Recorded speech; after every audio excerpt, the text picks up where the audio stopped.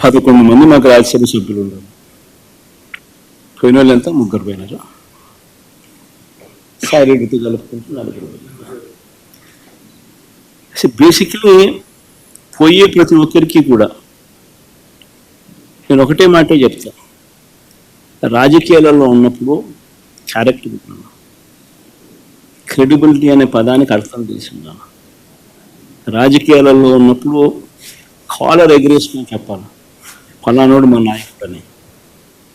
అది ముఖ్యమంత్రి అయినా సరే,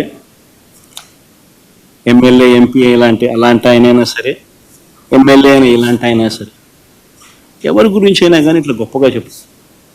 కానీ మనమంతటి మనమే ప్రలోభాలకు లొంగో, భయపడో, ఏదో కారణం చేత మనమంతటి మనమే మన వ్యక్తిత్వాన్ని, మన క్యారెక్టర్ని, మన క్రెడిబిలిటీని మనం బలంగా పెట్టి మనం కాంప్రమైజ్ అయ్యి అటువైపు మనం పోతే మన గౌరవం ఏంది,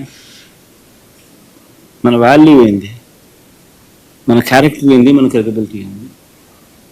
ప్రతి ఒక్కరూ రాజకీయాల్లో ఉన్నప్పుడు ఆలోచన చేసుకోవాలి. ఈ కష్టం అన్నది ఎల్లకాలం ఉండదు. డెమోక్రసీ అంటేనే 5 years, మ్యాక్సిమం నీకున్న కష్టకాలం 5 years. 5 years if you can just hold on, then your time will come. One should always have the patience, always have the character and credibility within ourselves to stand up. అది సాయిరెడ్డికైనా అంతే, పోయిన 3 ఎంపీలకైనా అంతే. ఒకవేళ నువ్వు చెప్తా అన్నట్టు ఇంకా ఒకడో అరో ఇంకా పోయే కార్యక్రమం జరిగితే వాళ్ళకైనా ఇంతే. ఒకటి చెప్తా ఉన్నా, వైఎస్ఆర్సీపీ ఈరోజు ఉంది అని అంటే అది వీళ్ళందరి వల్ల లేదు. వైఎస్ఆర్సీపీ ఈరోజు ఉంది అని అంటే దేవుడి దయ, ప్రజల ఆశీస్సుల వల్ల వైఎస్ఆర్సీపీ ఈరోజు ఉంది.